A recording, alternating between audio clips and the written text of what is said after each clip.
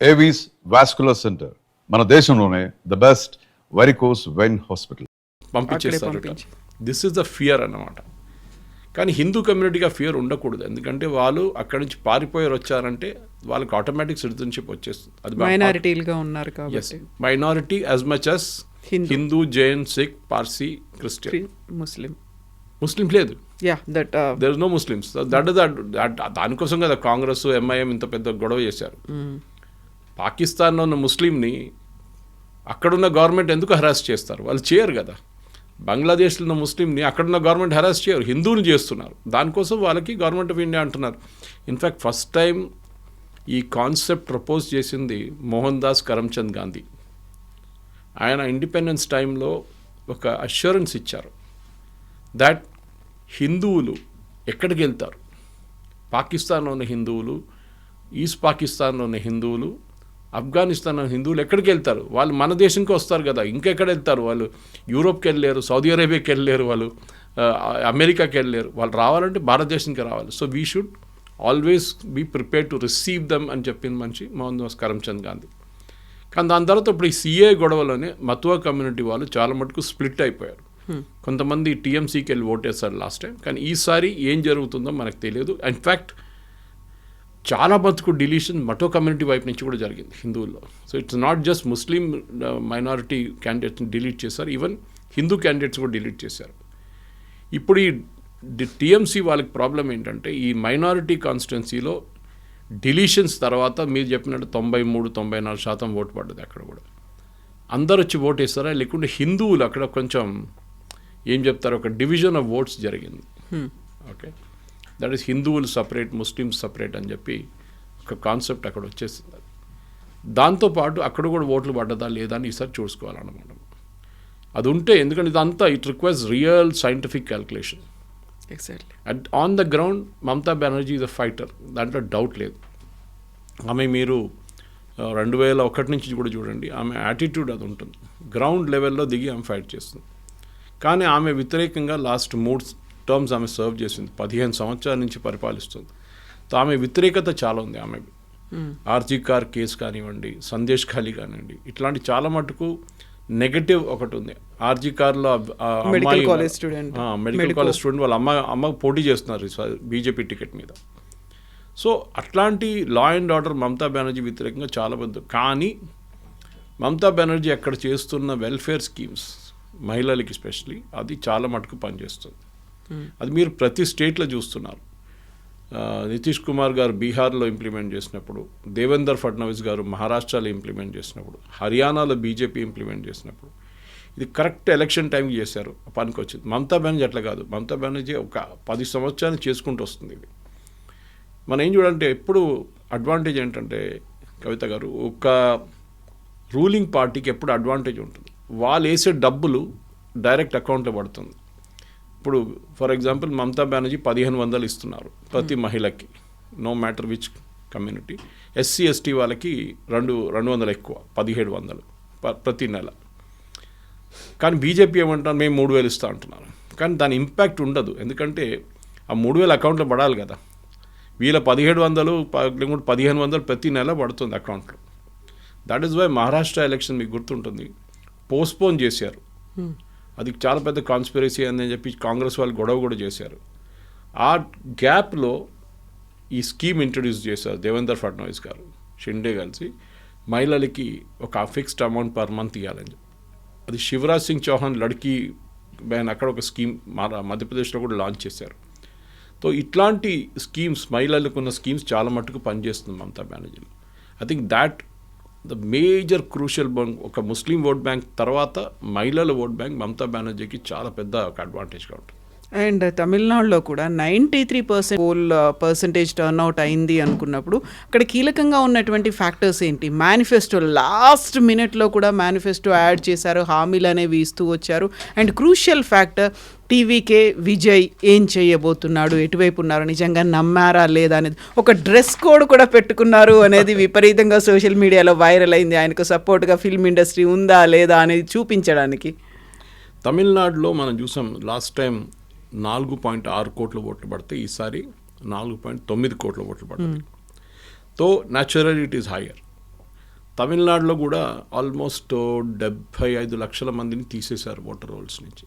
కానీ అక్కడ పెద్ద గొడవ ఏం జరగలేదు. అన్లైక్ వెస్ట్ బెంగాల్ సుప్రీంకోర్టుకి వెళ్ళడం, అక్కడ కేసులు పెట్టడం, దాని తర్వాత దాన్ని అప్పీల్ పెట్టడం, దాన్ని మళ్ళీ జడ్జిలు పంపించడం, వాళ్ళు చెక్ చేశారు, మళ్ళీ ఇప్పుడు అప్పీలేట్ ట్రిబ్యునల్ పెట్టు. తమిళనాడులో, కేరళలో ఎక్కడ ఈ ప్రాబ్లం లేకుండే. అస్సాంలో ఆఫ్కోర్స్ స్పెషల్ ఇంటెన్సివ్ రివిజన్ జరగలేదు, అస్సాంలో స్పెషల్ రివిజన్ జరిగింది. ఎందుకంటే అక్కడ ఎన్ఆర్సీ నడుస్తుంది already, national register for citizens, already supreme court సూపర్విజన్లో. సో తమిళనాడులో ఈ తీసేసిన 70 లక్షల మంది, ఈవెన్ డిఎంకే, ఏఐడిఎంకే అందరు అగ్రీ చేస్తారు దట్ ఇట్ ఈస్ జెన్యున్. చనిపోయిన వాళ్ళు permanently migrated and duplicate voters వీళ్ళు ఉన్నారు, మేము అంగీకరిస్తున్నాం అన్ని పార్టీలు అన్నారు. ఏందో ఇనిషియలీ స్టాలిన్ పెద్ద గొడవ చేశారు ఫస్ట్. ఇన్ఫాక్ట్ కేరళలో అన్నిటికంటే తక్కువ 18 లక్షలే డిలీషన్. సో అక్కడ ప్రాబ్లం లేదు. కానీ ఈసారి మీరు చెప్పినట్లు ఇంట్రెస్టింగ్ కాంటెస్ట్ ఏంటంటే, ఒకటి తమిళనాడులో ఎప్పుడు ఒకసారి డిఎంకే గెలుస్తే నెక్స్ట్ ఏఐడిఎంకే గెలుస్తే నెక్స్ట్ డిఎంకే, ఇది ఆల్టర్నేట్ అవుతూ ఉంటుంది. స్టాలిన్ గెలిచి ఇప్పుడు ఈసారి వచ్చిన తర్వాత కూడా ఫస్ట్ టైం ఒక ఛాలెంజ్ ఆయనకి ఏంటంటే, ఒకటి ఏఐడిఎంకే నుంచి కొంచెం రిన్యూడ్ ఎనర్జీ వాళ్ళకి వైపు నుంచి వచ్చిందన్నమాట. పళనిస్వామికి ఇప్పుడు దాకా ఓపీఎస్ గారు ఉన్నప్పుడు దాకా ప్రాబ్లం ఉండే, వాళ్ళ నడిమిట్లోనే పార్టీ స్ప్లిట్ అవుతుండే, పార్టీ లోపల చాలా గొడవ ఉండే. So OPS garu he has left join DMK alliance. ఇప్పుడు తమిళనాడులో మీరు చూస్తే major parties of course DMK, AIADMK, వాళ్ళతో ఇటువైపు కాంగ్రెస్, అటువైపు బీజేపీ. వీళ్ళ నడిమిట్లో కూడా మీరు చూస్తే ఓటింగ్ పర్సంటేజ్ చాలా నేరోగా ఉంది ఇప్పుడు కొన్ని సంవత్సరాల్లో, లాస్ట్ 2 ఎలక్షన్స్లో. కానీ లోక్సభ ఎలక్షన్స్కి ఒక నంబర్ వస్తుంది, అసెంబ్లీ ఎలక్షన్స్కి ఇంకో నంబర్ వస్తుంది. అది ఆబ్వియస్ అంతే. లోక్సభకు వచ్చినప్పుడు మోదీ గారికి ఓటేస్తారు, అక్కడ వచ్చినప్పుడు దాన్ని it goes to the local level అనమాట, రీజనల్ పార్టీ వైపే ఉంటారు అని. ఎందుకంటే మనం చూస్తాం ఇటువైపు మీకు అన్బమణి రామదాస్ వాళ్ళ పార్టీ ఇటువైపు ఉంటే, అటువైపు వీసీకే ఉన్నారు, షెడ్యూల్ కాస్ట్ వాళ్ళ మైనారిటీ దళిత్ పార్టీ ఉంటుంది. అదే టైంలో కాంగ్రెస్ వైపు నుంచి ఉన్న పార్టీలు చూస్తే ఇటువైపు బీజేపీ వెళ్ళి హిందూ ఓట్లు తీసుకొస్తారు వాళ్ళు. తేవర్, గౌండర్ చాలా మటుకు తమిళనాడులో క్యాస్ట్ పాలిటిక్స్ ఉంటుంది. ఓకే, ప్రతి క్యాస్ట్కి మన దగ్గర తక్కువ కాదు, తెలంగాణ, ఆంధ్రాలో కూడా, కానీ బీహార్ చూడండి, యూపీ చూడండి, అట్లనే తమిళనాడులో కూడా క్యాస్ట్ ఈక్వేషన్ చాలా స్ట్రాంగ్ అన్నమాట. దాని నడిమిట్లోనే ఒక వైట్ హార్స్ సడన్లీ, ఓ బ్లాక్ హార్స్ అని చెప్పొచ్చా, వైట్ హార్స్ అని చెప్పొచ్చా, విజయ్ వచ్చేసారు. విజయ్ది మీరు చూస్తే లాస్ట్ 3 రోజుల్లో he has been able to attract huge crowd. Exactly. కానీ తెలుగు స్పీకింగ్ పాపులేషన్ చాలా మటుకు, ఈవెన్ మీరు హిందూ కానీ మిగతా న్యూస్ పేపర్స్ చూస్తే, ఈవెన్ టైమ్స్ ఆఫ్ ఇండియాలో కూడా నార్దర్న్ తమిళనాడు బెల్ట్లో అలాంగ్ ద ఆంధ్ర బార్డర్ ఒక 15 కాన్స్టిట్యున్సీస్లో చాలా మటుకు Telugu votes will be a major factor. గత ప్రభుత్వంలో కూడా 3 నుంచి 5 మంది మంత్రులు కూడా ఉన్నారు, తెలుగు మంత్రులే ఉన్నారు అక్కడ. అది మీరు ఈవెన్ బెంగళూరు వైపు చూస్తే, కర్ణాటకలో కూడా నార్దర్న్ కర్ణాటక అంటే మీరు పెనుకొండ వైపు నుంచి వస్తున్నప్పుడు కానీ, ఇటువైపు నుంచి వస్తున్న అనంతపురం ఆ సైడ్ నుంచి వస్తున్నప్పుడు, ఆ నార్దర్న్ కర్ణాటక బెల్ట్లో కూడా చాలా మటుకు it is Telugu voters difference. Anyway, ఇప్పుడున్న దాని ప్రకారం ఈ ఏఐడిఎంకేకి ఈసారి పర్సంటేజ్ ఆఫ్ ఓట్స్లో ఒక 2-3% ఇంక్రీజ్ అవుతుందని చెప్తున్నారు. దానికన్నా ఎక్కువ వస్తే మంచిది ఉంటుంది. కానీ Vijay is a major dark horse. అందరు అడుగుతున్న ఒకటే ప్రశ్న, అంటే విజయ్ ఎన్ని ఓట్లు తీసుకెళ్తాడు, ఎవరి ఓట్లు తీసుకెళ్తారు. That is also very crucial. ఎందుకంటే మీకు ఫస్ట్ టైం పోటీ చేస్తున్నప్పుడు, అది కూడా ద్రవిడియన్ బెల్ట్లో, Vijay is not traditionally Dravidian. ఆయనకి ఈ comes from the Christian community. కానీ ఆయనకి యంగ్స్టర్స్ వైపు నుంచి సపోర్ట్ ఉంది అని చెప్తున్నారు. కానీ ఆ యంగ్స్టర్స్ ఫైనలీ ఓట్ వేస్తారా లేదా అనేది పెద్ద ప్రశ్న. ఆ యంగ్స్టర్స్ ఓట్ వేసారనుకోండి, అది చాలా మటుకు పెద్ద ప్రాబ్లం రాబోతుంది డిఎంకేకి. దానికోసం మీరు చూసుంటారు, స్టాలిన్ స్పీచెస్లో విజయ్ గురించి ఒక మాట చెప్పారు ఆయన. ఈ సేయింగ్ ఈజ్ నోబడీ. ఆయన ఏం చెప్తారు, AIADMK is a slave of BJP అని చెప్తారు. ఏఐడిఎంకే మీద అటాక్ చేస్తారు. ఓకే, ఈపీఎస్ మీద పర్సనల్ అటాక్లు కూడా చేశారు చాలా మటుకు. కానీ విజయ్ గురించి ఒక మాట చెప్పట్లేదు. సో ఆబ్వియస్లీ ఆయనకి విజయ్ గురించి మాట్లాడితే మన న్యాచురల్ యంగ్ ఓటర్స్ ఉంటారు చూడండి, డిఎంకేది ఫస్ట్ టైం ఓటర్స్, వాళ్ళు షిఫ్ట్ అయిపోతారు వ్యతిరేకంగా మాట్లాడితే. So that is why he is very very careful, వాళ్ళని అటాక్ చేయకూడదు, ఈవెన్ వాళ్ళ పార్టీ వైపు నుంచి కూడా. అదే టైంలో మీరు చిన్న చిన్న పార్టీలు కొంచెం అక్కడ ఇంపాక్ట్ కూడా క్రియేట్ చేస్తుంది. అన్బమ్మని రామదాస్ది పిఎంకే ఉంది. ఒరిజినల్ తమిళ్ మానిలా కాంగ్రెస్ మూపనార్ గారు సెటప్ చేసిన తమిళ్ మానిలా కాంగ్రెస్. చిదంబరం గారు కూడా ఆ పార్టీలో ఉన్నారు ఒక టైం. తర్వాత వీళ్ళందరూ తిరిగి వచ్చారు కాంగ్రెస్కి. కానీ GK Vasan has gone back, అంటే మూపనార్ వాళ్ళ కొడుకు he's gone back to setup same TMC setup చేసుకున్నారు, మళ్ళీ రివైవ్ చేశారు దాన్ని. ఈ చిన్న పార్టీలు కూడా కొన్ని పర్సంటేజ్ ఆఫ్ ఓట్స్ తీసుకొస్తారు. అక్కడ కూడా ఐయుఎంఎల్ ఉంది, ఇండియన్ యూనియన్ ముస్లిం లీగ్, 2 ముస్లిం పార్టీస్ ఉన్నారు, 2 డిఎంకే అలయన్స్లో ఉన్నారు. తో ఇటువైపు చూస్తే అండ్ న్యాచురల్లీ నిన్న వచ్చిన న్యూస్లో చాలా మటుకు క్లారిటీ వచ్చేసింది. అన్నామలై గారు రాజ్యసభకి వెళ్ళిపోతున్నారు. ఆంధ్ర నుంచి రాజ్యసభ బీజేపీ కోటాలో రాజ్యసభకి నామినేట్ చేస్తారని ఒక న్యూస్ వచ్చిందన్నమాట. పాసిబ్లీ నిర్మలా సీతారామన్ తర్వాత ఒక నెక్స్ట్ రాజ్యసభ క్యాండిడేట్గా రాబోతున్నారు. కానీ ఆయన ప్రెజెన్స్ చాలా మటుకు తమిళనాడులో ఫ్యాక్టర్గా ఉండిపోయింది. నేను చాలామంది మన దగ్గర ఆంధ్ర తెలంగాణ నుంచి వెళ్ళిన కొన్ని బీజేపీ లీడర్స్తో మాట్లాడాను. వాళ్ళు అంటున్నారు అక్కడ ఎక్కడ వెళ్ళినా కానీ అన్నామలై గురించి అంటున్నారు. బీజేపీలో ఒక లీడర్ కూడా లేరు, అట్లాంటి అన్నామలై లాంటి క్యారెక్టర్ కరిష్మా ఉన్న లీడర్ లేరు. అది న్యాచురల్, అది ఎందుకంటే ఈపీఎస్కి భయం ఉంది, ఏదో ఒక రోజు అన్నామలై ఆయన్ని ఓవర్ షాడో చేసేస్తారని. దానికోసం చాలా క్లియర్గా బీజేపీ లీడర్స్ సార్ చెప్పారు, అన్నామలైని పార్టీ నుంచి పక్కన పెట్టండి, అప్పుడే మేము పొత్తు పెట్టుకుంటామని. మేబీ నేను అనుకుంటా అదొక తప్పు లాంగ్ టర్మ్లో చూస్తే. షార్ట్ టర్మ్లో ఎస్ బీజేపీకి బెనిఫిట్ వస్తుంది, 3-5 సీట్లు రావచ్చు బీజేపీకి, అంతే, దానికన్నా ఎక్కువ రాదు. కానీ తమిళనాడులో ఒక మార్పు వస్తుందా అంటే విజయ్ మీద ఉంటుంది. విజయ్ 12-14% ఓట్లు తీసుకెళ్తే డెఫినెట్గా they will be a change. ఒక కింగ్ మేకర్ అవుతాడా విజయ్? గెలవాడు, సీట్లు రావాలి. ఐ డోంట్ థింక్ ఈవెన్ 3-4 సీట్లు కూడా గెలవలేరు అక్కడ. పెరంబూర్లో నిన్న ఓటింగ్ పర్సంటేజ్ చాలా బాగుందన్నారు, 1 of the seats that is contesting. కానీ మేబీ ఆయన గెలుస్తాడు ఒక్కరు. కానీ పార్టీ వైపు నుంచి మీకు కింగ్ మేకర్ కావాలంటే మీకు మిగతా పార్టీల నుంచి, for example AIADMK DMK alliance నడిమిట్లో ఒక 15 సీట్ల గ్యాప్ ఉందనుకోండి, ఇద్దరికి మెజారిటీ రాలేదు. ఆ 15 సీట్లు విజయ్ పార్టీ టీవీకి తీసుకెళ్ళినప్పుడు then he can become a king maker. He can insist అలయన్స్లో నేనే మేజర్ పార్ట్నర్, నాకు డిప్యూటీ సీఎం ఇవ్వండి ఏదని చెప్పొచ్చు అప్పుడు. కానీ మీకు 2-3 సీట్లు వస్తే మిమ్మల్ని ఎవరు పట్టించుకోరు. అందులో విజయ్ కూడా 2 ప్లేసుల నుంచి కంటెస్ట్ చేస్తున్నాడు కాబట్టి ఎక్కడి నుంచి గెలుస్తాడు అనేది కూడా దట్ ఈస్. ఎప్పుడైనా తమిళనాడులో అదొక స్టైల్. మీరు కొత్త లీడర్స్ ఎప్పుడైనా వచ్చినప్పుడు they always contest from 2 places.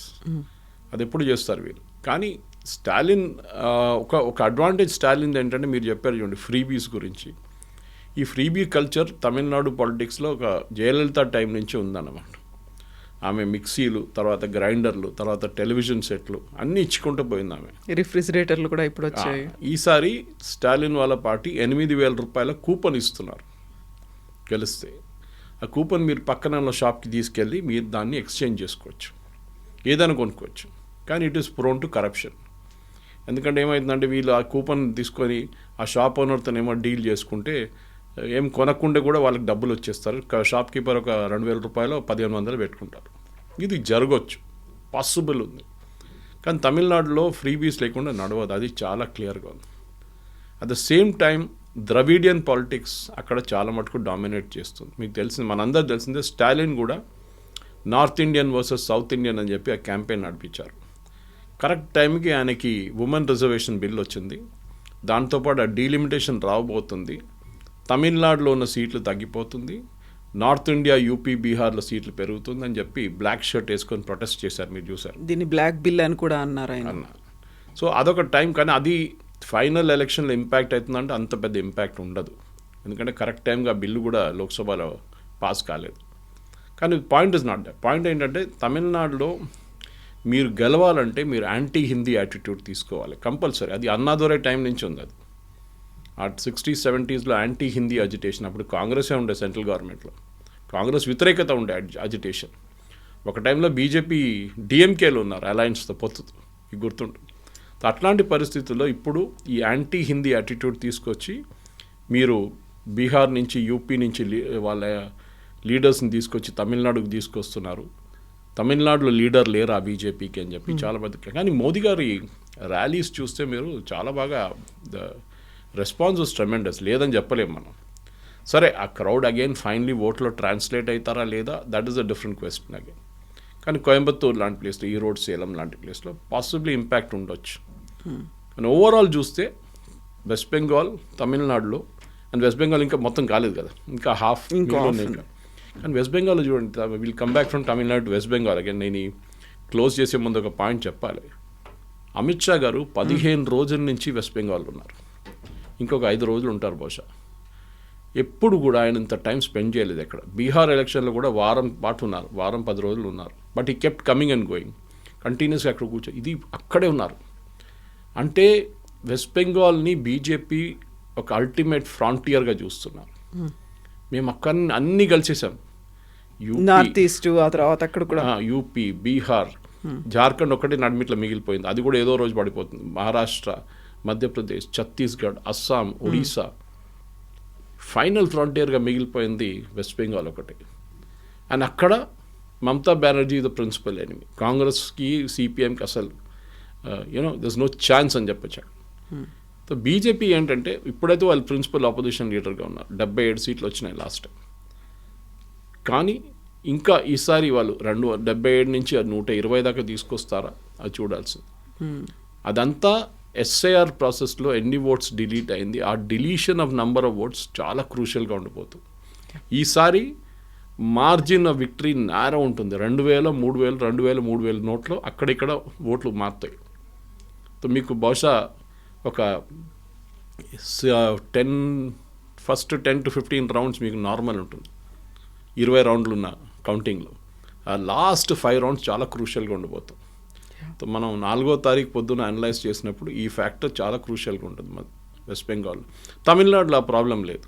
తమిళనాడులో it will go one way or the other way. ఎందుకంటే అక్కడ చాలా క్లియర్, గౌండర్లు ఈ ఏరియాలో ఉన్నారు, వన్యార్స్ ఈ ఏరియాలో ఉన్నారు, చెట్టియార్స్ ఈ ఏరియాలో ఉన్నారు, బ్రాహ్మిన్స్ ఎక్కువ లేరు అనుకోండి, చిన్న కమ్యూనిటీ, దళిత్స్ ఈ ఏరియాలో ఉన్నారు. సో వాళ్ళకి చాలా మటుకు డివిజన్ ఆఫ్ క్యాస్ట్ కమ్యూనిటీ చాలా క్లియర్ అక్కడ. కానీ వెస్ట్ బెంగాల్లో అది కాదు. వెస్ట్ బెంగాల్లో minority and bhadralok and Hindu voters, ఇది 3 సపరేట్ ఉంది.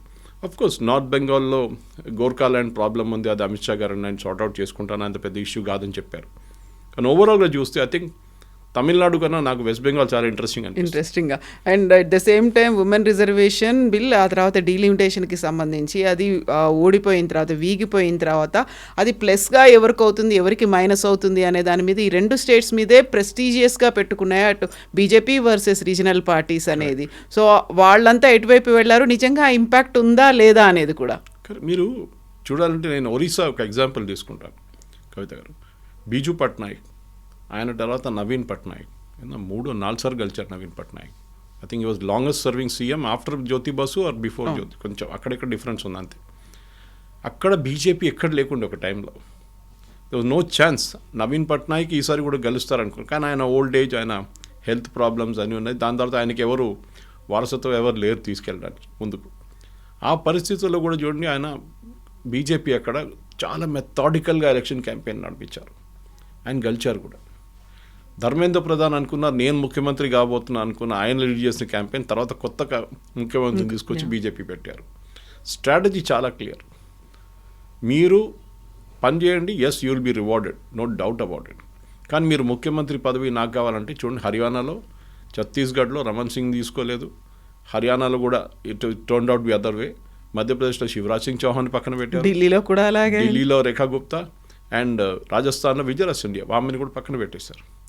సో లాస్ట్ మినిట్లో డెసిషన్స్ అనేవి ఉంటాయి, వీళ్ళు సీఎం క్యాండిడేట్ అనేది ఎప్పుడు అనౌన్స్ చేయరు. అది ఇండియా ఫ్యామిలీ నుంచి వాళ్ళు పక్కన పెట్టేస్తారు రాజస్థాన్. సో బీజేపీ స్ట్రాటజీ అది, నెక్స్ట్ జనరేషన్ లీడర్స్ని లీడ్ చేయబోతుంది. ఇప్పుడు ఇవాళ కొత్త announcement, as we close the discussion, relevance లేదు కానీ రెలవెన్స్ ఉంది. నితిన్ నవీన్ గారు బీజేపీ చీఫ్ అనౌన్స్ చేశారు దట్ 2027 ఉత్తరప్రదేశ్ ఎలక్షన్ యోగి ఆదిత్యనాథ్ లీడర్షిప్లోనే ఉంటుందని చెప్పి చాలా క్లియర్గా చెప్పి, ఇది బీజేపీ యూజువల్లీ చేయరు. వాళ్ళు మోదీ గారు లీడ్ చేస్తారని చెప్తారు. ఈవెన్ మహారాష్ట్రలో చూడండి, they never said Fadnavis will lead the election. బీహార్లో నితీష్ కుమార్ విల్ లీడ్ అన్నారు, బీజేపీ వైపు నుంచి ఎవరు పేరు. కానీ ఉత్తరప్రదేశ్కి వచ్చినప్పుడు చాలా క్లారిటీగా, ఎందుకంటే 80 సీట్లు ఉన్నాయి లోక్సభ. అండ్ లాస్ట్ టైం బీజేపీకి అన్నిటికంటే పెద్ద ప్రాబ్లం వచ్చింది ఉత్తరప్రదేశ్లో, మహారాష్ట్ర తర్వాత. సో ఈసారి వాళ్ళ కన్సాలిడేట్ చేయబోతున్నారు. కోర్స్ 3 కోట్ల మంది దాకా తీసేశారు ఎస్ఐఆర్ నుంచి, ప్రాసెస్ నుంచి. కానీ దెన్ ఆల్సో ఎవరికి అక్కడ ప్రాబ్లం లేదు. వెస్ట్ బెంగాల్ కన్నా ఆల్మోస్ట్ 3 times తీసేశారు, కానీ ఉత్తరప్రదేశ్లో కాంగ్రెస్ లేని, సమాజ్వాదీ పార్టీ ఎవ్వరు గొడవ చేయలేదు. So they accepted that fact. So అక్కడ కూడా మనం 2027 that will be the next election before 2029 final Lok Sabha election వచ్చే ముందు. Yes, so interesting. May 4th వరకు will wait sir. Thank you so Thank you much. very much. Thank you. Subscribe iDream. And please subscribe to iDream. For more videos, subscribe to iDream. Please like, share and subscribe to the channel. Congratulations, iDream. Subscribe to iDream. Subscribe to iDream. So subscribe to iDream Media. iDream కి iDream team అందరికి huge congratulations. Please subscribe iDream Media. Please subscribe to iDream. Subscribe iDream. Please subscribe to iDream. iDream అంటే నా కళల ఛానల్ను subscribe చేసుకున్న నోరు తిరుగుతలేదు, మీరైతే గంట గుర్తు కొట్టండి. For more such videos, please subscribe to iDream. Subscribe to iDream. Please subscribe to iDream. Please subscribe iDream Media. Please do subscribe to iDream. Please subscribe to iDream Media. For best entertainment and information, please subscribe iDream. And don't forget to subscribe to iDream.